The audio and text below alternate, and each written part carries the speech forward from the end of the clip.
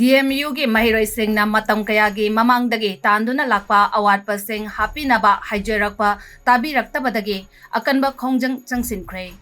Ningsing Bayai University asigi PG gi din regular controller amasung registrar hapinaba amadi UG amasung PG gi student union athubada pangthokpinaba February 3 Education Minister masamak unaduna mahiroi singna taliba demand sing asi piragani hairaki Adumaku Thabakta Onthok Tabadagi mahiroi singi maikaidagi lepalaitana makal makha kayagi akanba Khongjang Changsinkhre haiba wafam asi mahiroi singi maikaidagi mari lainaba authority da khangan khibasu laikhre hairi adum oinamak amang ata tholam gadabadagi fire service na matam chana laktuna kalhauba ngamkhre hairi ngasimak student union ge election order thokpiu natrabadi masidagi henba Khongjang Changsinkhre haiki ngasi tawjeba khoi irang asi khoi mamangdagi dum akhoi